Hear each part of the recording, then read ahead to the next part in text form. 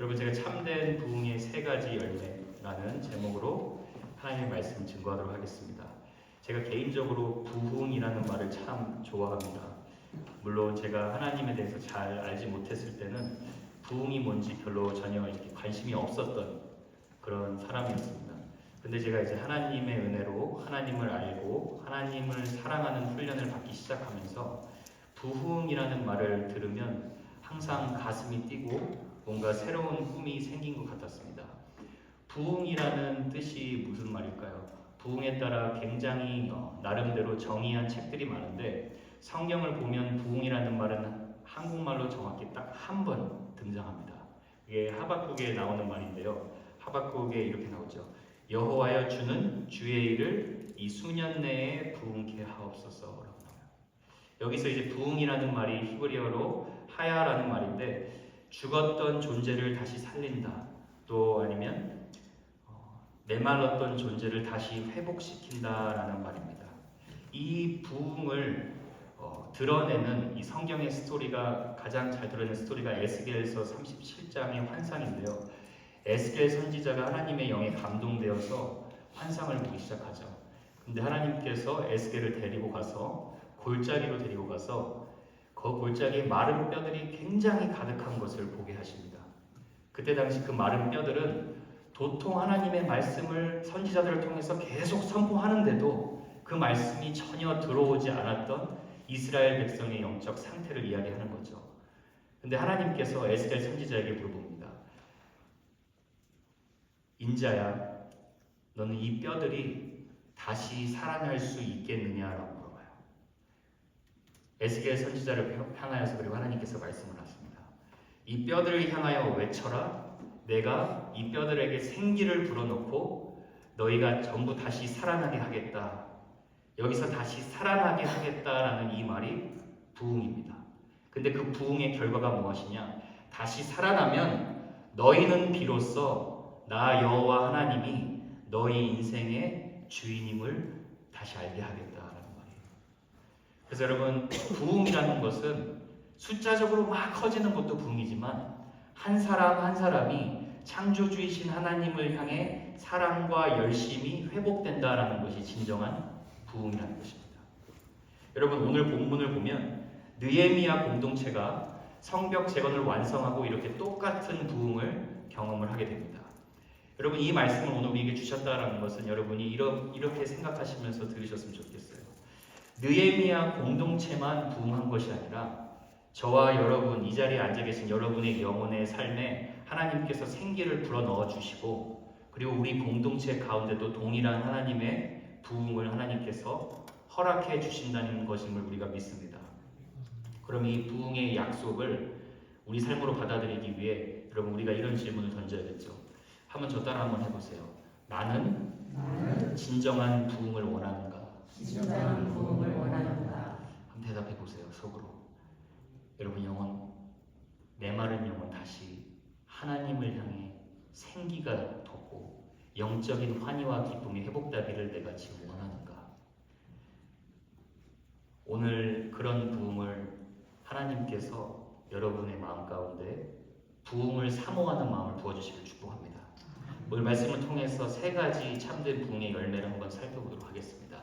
첫 번째, 부흥이 일어날 때는 첫 번째 열매는 모든 하나님의 백성이 말씀에 대한 목마름을 가지게 됩니다.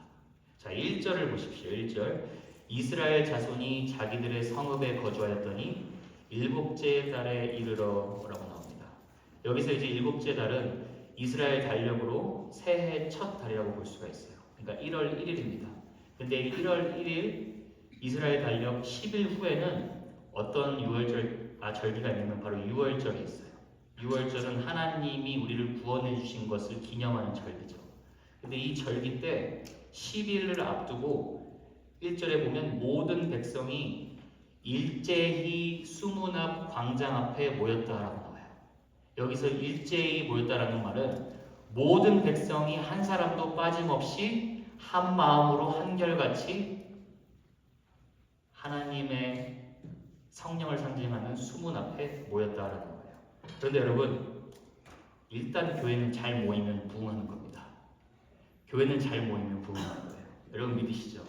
백성들이 일단 잘 모이면 그게 부흥하는 교회입니다. 근데 모이는 이유가 분명하게 1절에 나와요. 1절 하반부에 보면 잘 보세요. 모든 백성이 일제히 수문앞 광장에 모여 학사 에스라에게 여호와께서 이스라엘에게 명령하신 뭐를요? 모세의 율법책을 가져오기를 청했다라고 합니다. 무슨 말인지 쉽게 풀어드릴게요. 에스라 목사님 성경을 가져와 주십시오. 에스라 목사님 성경의 하나님의 말씀을 우리에게 선포해 주십시오 라고 얘기했다는 거예요. Bring me the book 얘기한 거예요. Teach me something exciting that we can do. 재밌는 거 우리가 할 것 좀 알려주십시오가 아니라 에스라 목사님 하나님의 말씀을 우리에게 좀 선포해 주십시오. 우리가 그동안 패배의식에 젖고 살고 하나님의 성전이 이렇게 폐허가 됐는데 아무것도 하지 않고 이렇게 있었던 이유는 다름 아니라 하나님의 말씀이 부족했던 탓입니다. 말씀을 선포해 주십시오라고 얘기하는 거예요. 근데 여러분 여기서 색다른 점이 보이죠? 제사장과 레위 사람들이 여러분 성도님들 우리 수문 앞에 제발 모여주십시오. 제가 말씀을 선포하는 날입니다. 라고 얘기하지 않았다는 거예요. 하나님의 백성들이 일제히 자원해서 모였다는 거예요. 그리고 하나님의 백성들이 에스라 목사님을 불러서 성경을 선포해달라고 말했다는 거예요. 여러분 부흥의 진짜 열매가 뭐냐? 진짜 내 영혼의 부흥의 열매가 뭐냐? 여러분이 하나님의 말씀에 대한 목마름이 있었다라는 것을 자각하는 것입니다. 도널드 윈튼이라는 이 저자가 쓴 책에 보면 세상의 모든 사람이 영적인 목마름을 가지고 살아가는데 세 가지 종류의 목마름이 있다고 얘기를 해요.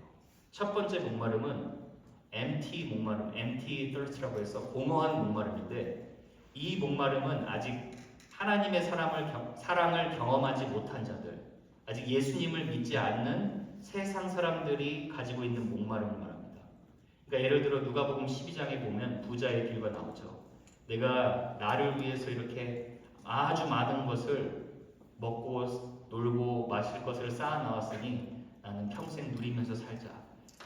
공허한 마음을 세상의 것으로 채우려고 하는 그 마음 상태. 이 세상의 사람은 공허한 목마름을 가지고 있다라는 거예요. 그리고 두 번째로는 메마른 목마름을 가진 자들이 있다고 얘기해요. 메마른 목마름이라는 말은 여러분 말 그대로 한때 목마름의 갈증이 채워졌었던 자들이에요. 그러니까 예수님의 생수의 강을 마신다는 것이 무엇인지 경험한 자들을 말합니다. 어떻게 보면 저와 여러분이라고도 볼 수가 있습니다. 근데 여러분 우리가 예수님 믿는다고 영혼이 메마르지 않나요? 영혼 메마를 때가 있죠. 그렇죠? 저도 여러분 목회자인데 제 영혼이 개인적으로 메마를 때가 굉장히 많습니다. 예수님 믿는다는 건 여러분 단번에 내 영혼이 생수의 강으로 완전히 변해버리는 채워진 상태가 되는 게 아니에요. 목마름을 느끼는 상태가 되는 거죠. 근데 이 메마름의 목마름이 결코 좋은 것이 아니라고 얘기를 해요. 왜냐하면 건강한 목마름은 좋은 건데 이 메마른 목마름, 때로 성도의 삶의 목마름, 이 건조해지고 메마르는 이유가 있다는 거예요. 그 이유를 세 가지로 얘기를 하는데 첫 번째는 세상의 물을 너무나 많이 마시고 하나님의 생수의 강에서 나오는 물은 너무나 적게 마시기 때문이라는 거예요. 그러니까 여러분 마치 여러분이 하루를 살아가시면서 하루 주 드링크가 콜라가 되는 거예요. 탄산음료를 계속 마시고 그리고 여러분이 하루를 살아가면서 물은 단지 딱 한 모금 마시는 거예요. 그러니까 그런 상태의 목마름은 메마를 수밖에 없다는 거예요. 건강하지 않다는 거예요. 그래서 여러분 때로는 우리가 우리의 영혼을 적시기 위해서는요 좀 하나님을 향한 시간의 양으로 승부를 해야 돼요. 이렇게 생각을 해요. 여러분이 TV를 30분 보면 기도를 31분 해야 돼요.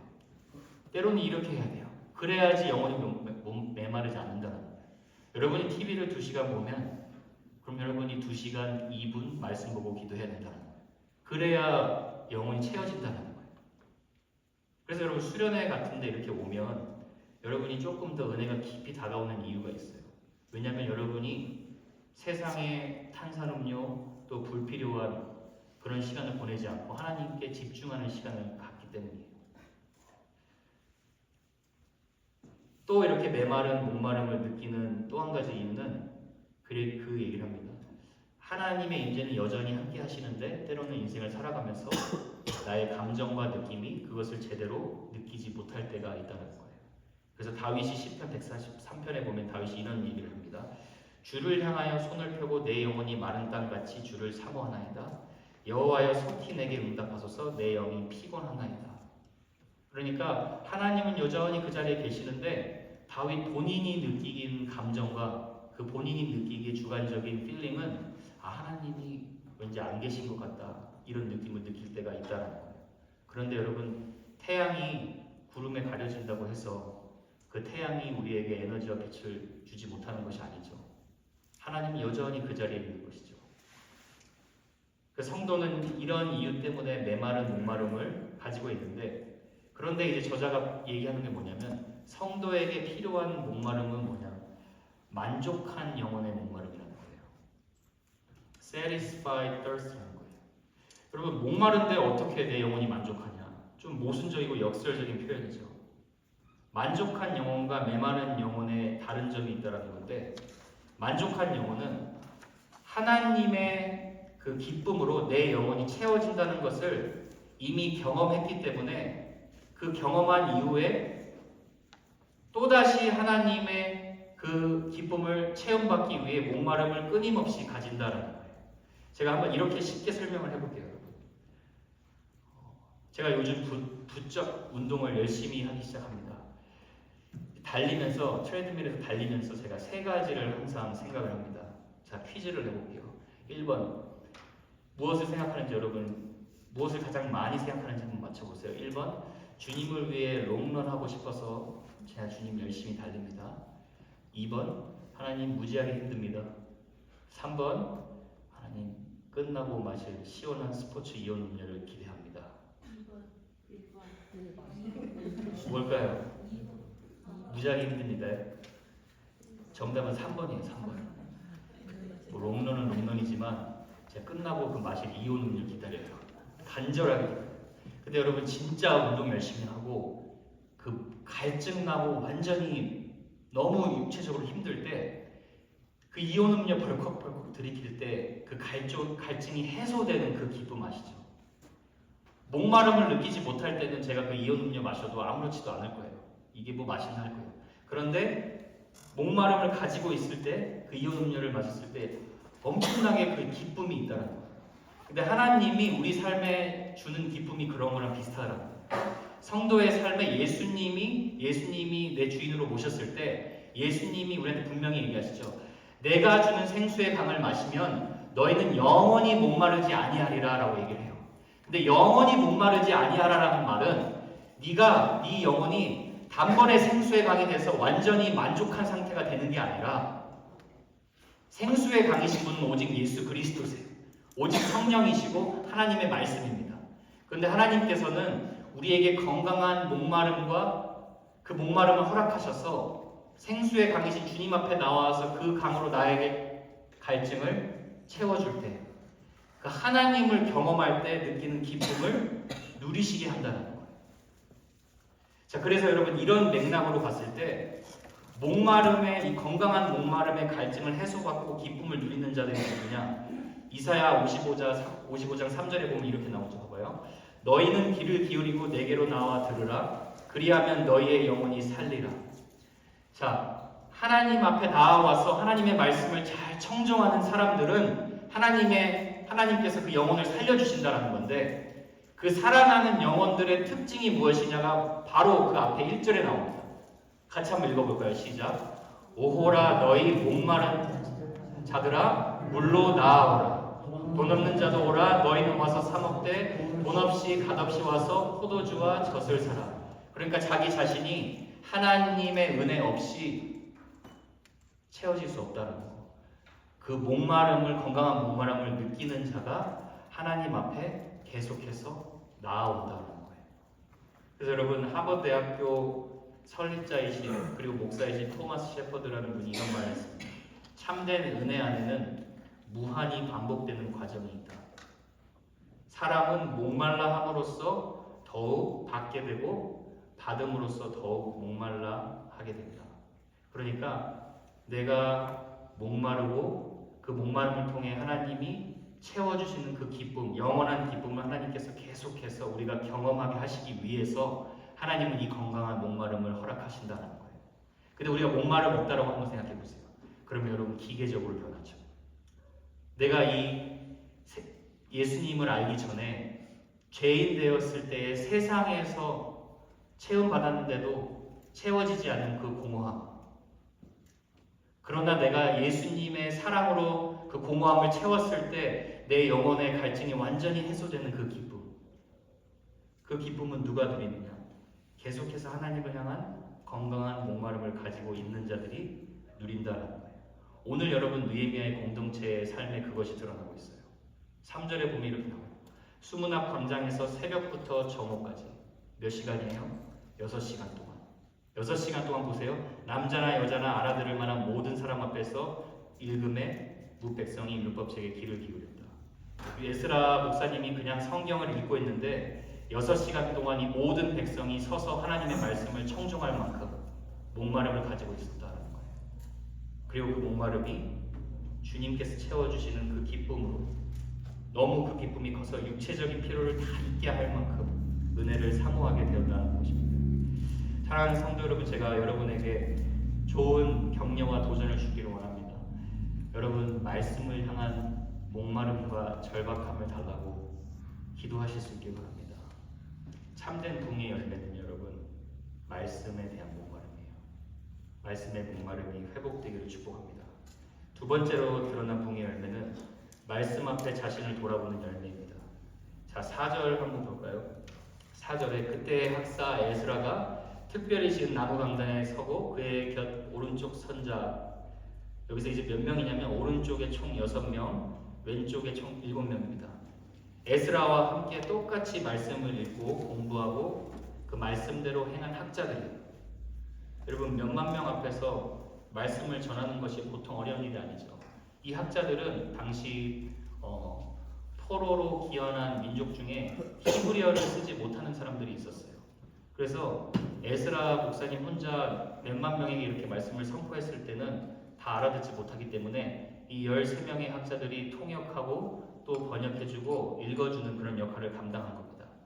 그런데 이렇게 말씀 읽은 거 그대로 전해주는데 백성들이 어떻게 반응합니까? 5절, 6절을 보세요. 5절, 6절 같이 한번 읽어볼까요? 5절, 6절 시작. 에스라가 모든 백성이 있어서 그들 목전에 책을 펴니 책을 펼 때에 모든 백성이 일어서니라. 일단은 말씀에 대한 경외함이 있고, 그리고 에스라가 말씀을 읽으면서 하나님을 찬양하죠. 그랬더니 모든 백성이 어떻게 반응합니까? 손 들고 아멘 아멘 했다는 거예요. 그리고 여기에 중요한 말이 나옵니다. 몸을 굽혀 얼굴을 땅에 대고 여호와께 경배하니라. 여러분 한번 연습해 보실래요? 제가 만약에 우리 하나님은 모든 영광을 받기에 합당하신 분입니다. 그러면은 여러분 손을 들고 아멘 아멘 하는 거예요.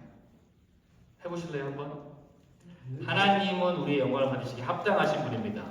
아멘 아멘. 이게 부흥하는 거예요. 근데 여기서 끝나지 않는다는 거예요. 아멘 아멘 하고 몸을 굽히고 무릎을 꿇고 하나님께 경배한다는 거예요. 오늘 제가 설교할 필요도 없을 것 같아요. 왜냐하면 이 집사님이 은혜를 다 주셔버렸어요. 십자가 앞에 나를 돌아볼 수 있는 거예요. 내가 말씀 앞에 말씀의 거울로 하나님, 내가 하나님의 말씀에 합당하게 살지 못했습니다. 그런데 또 다시 이 예수님의 은혜로 제가 이 자리에 나왔습니다. 오늘날 여러분 교회 안에 다들 하나님 사랑한다고 얘기합니다.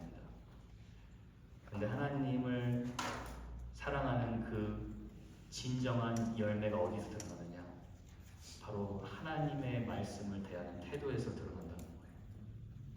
하나님 말씀 앞에서 내가 나 자신을 돌아보고 엎드려 경배할 수 있는 이 태도. 여러분 야고보서 1장 26절에 보면 이렇게 말씀해요.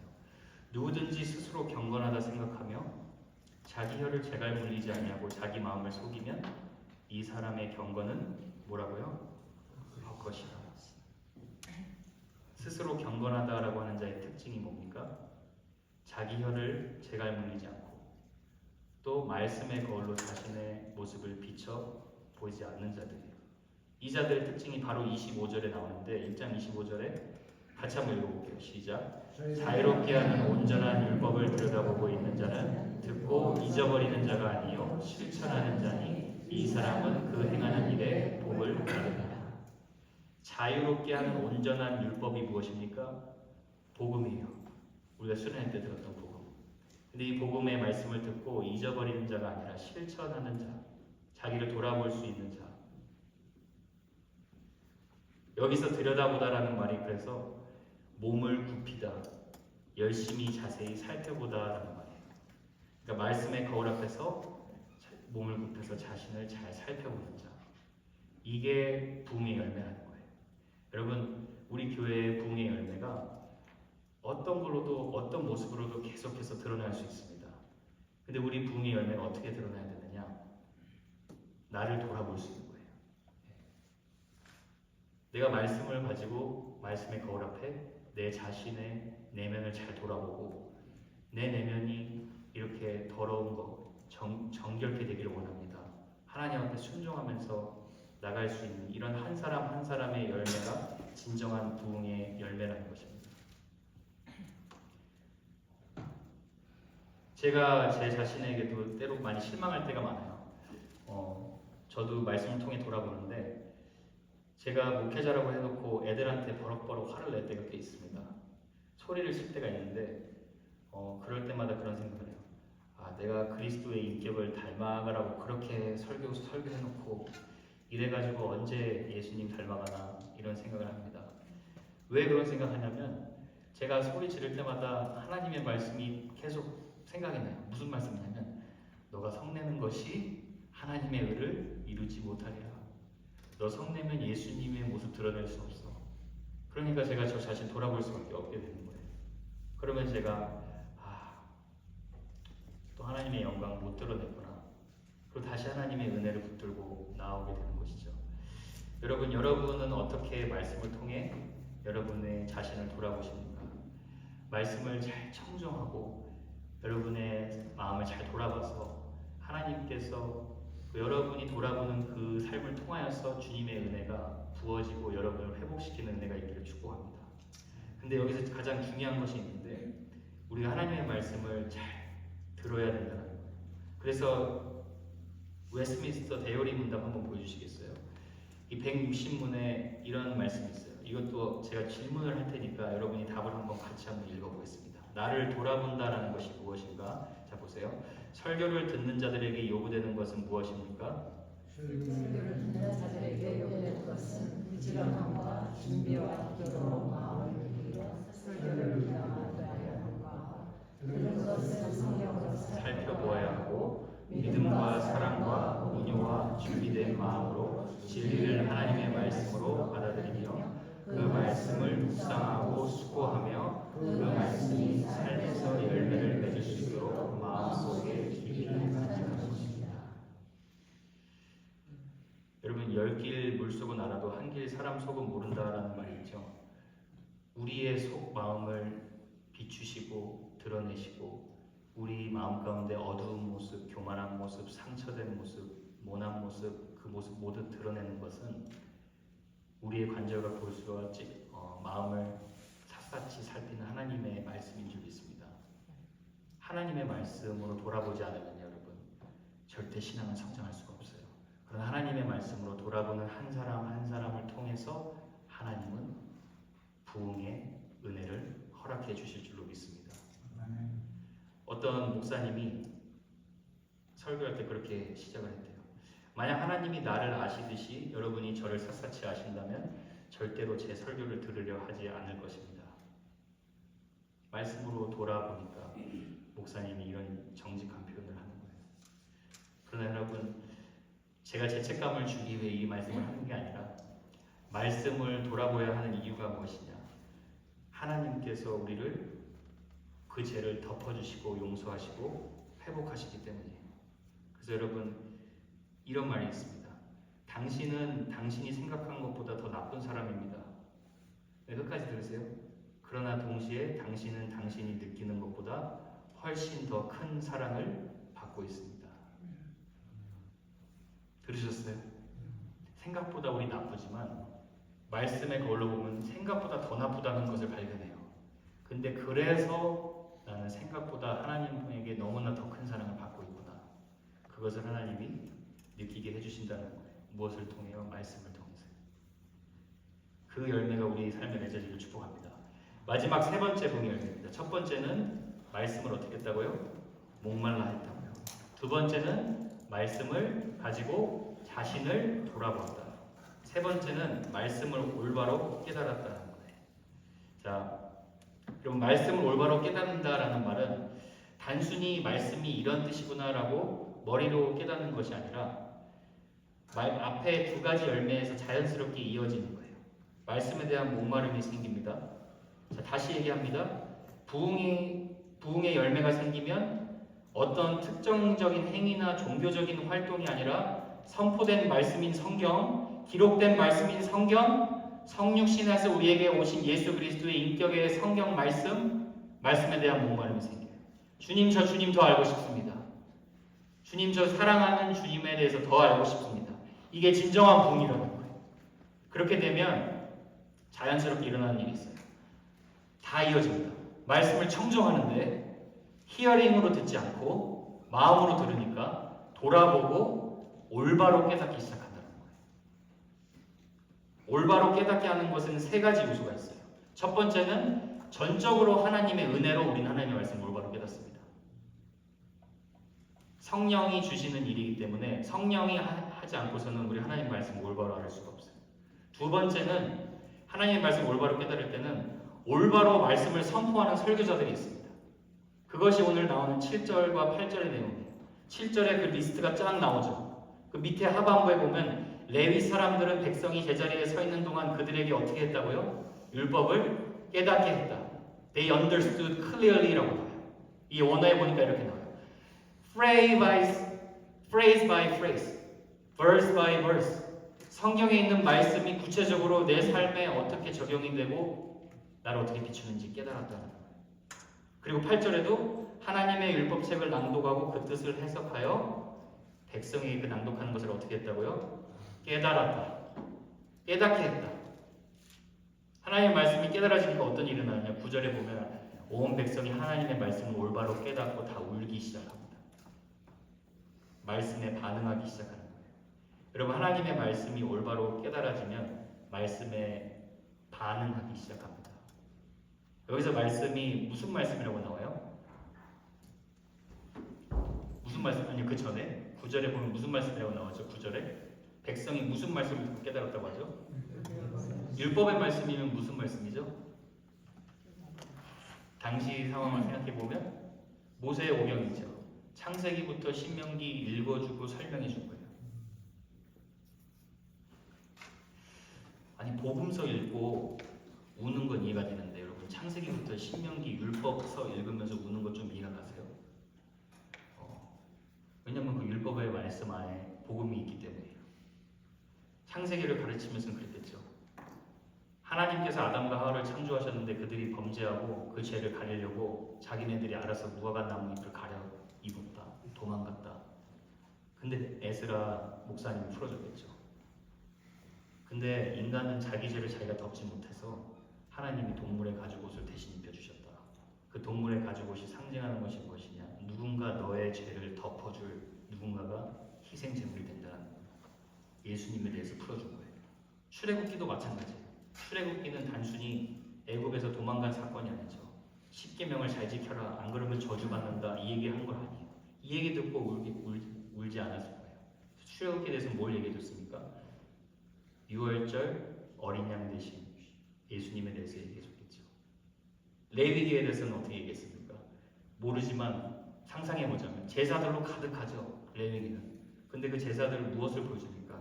거룩하신 하나님과 죄인된 인간은 도저히 교제할 수 없지만 예수님께서 대제사장의 속죄 제물이 되셔서 거룩한 하나님 앞에 담대하게 나아갈 수 있는 은혜를 주셨다.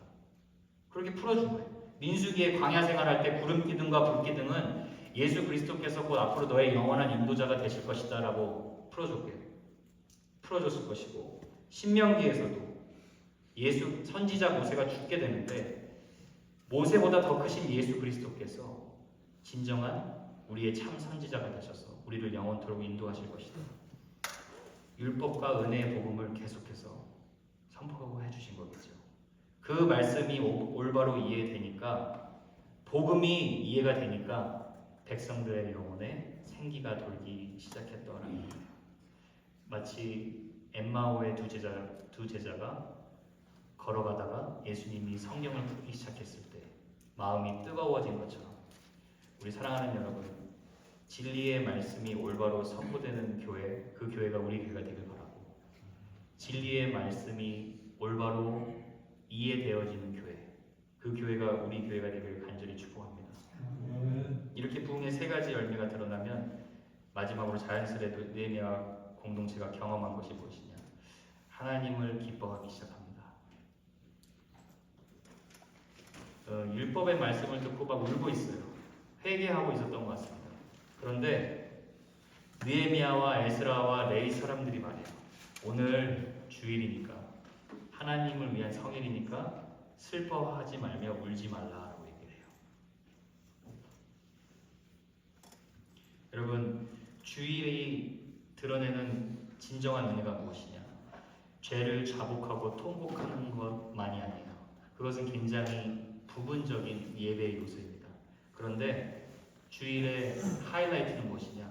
죄를 자복하고 통회하고 회개할 때 하나님이 주시는 그 은혜를 내가 분명하게 경험하고 비로소 하나님을 향해 진정으로 기뻐하기 시작한다는 거예요. 그래서 예수 그리스도 안에서 하나님을 영원히 기뻐할 수 있는 이 결과를 우리가 경험한다는 것입니다. 그게 부흥의 은혜죠. 그래서 느헤미야 10절을 보면 10절을 같이 한번 읽어볼까요? 10절. 여호와로 인하여 기뻐하는 것이 너희의 힘이니라. 아멘이십니까, 여러분? 네. 끝까지 우리를 사랑해 주셔서 하나님을 영원토록 즐거워하게 하는 그것이 하나님께서 우리에게 부흥을 주시는 목적이라는 거예요. 근데 여러분, 이렇게 부흥을 경험하고 나서 끝나지 않고 마지막에 12절에 보면 이렇게 얘기해요. 모든 백성이 곧 가서 먹고 마시며 나누어 주고 크게 즐거워하니 이는 그들이 그 읽어 들려준 말, 무슨 말이에요? 하나님을 기뻐하는 것이 너희의 힘이다라는 말을 서로 얘기하면서 서로 다 함께 공동체가 즐거워했다라는 거예요. 여러분, 수련회 수업, 신부 수업 전부 다 정리해서 말씀드리고 마칩니다.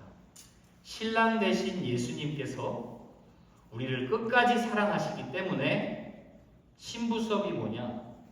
신부를 준비하는 것이 뭐냐? 신랑의 그 사랑을 받은 자로서, 그리고 받고 있는 자로서, 앞으로도 영원히 그 사랑을 받을 자로서 우리가 하나님을 즐거워하고 기뻐하고 사랑할 수밖에 없는 존재라는 것을 하나님께서 알려주시는 것입니다. 이것이 여러분 진정한 부흥의 열매고 여러분의 삶의 소망이 되기를 축복합니다.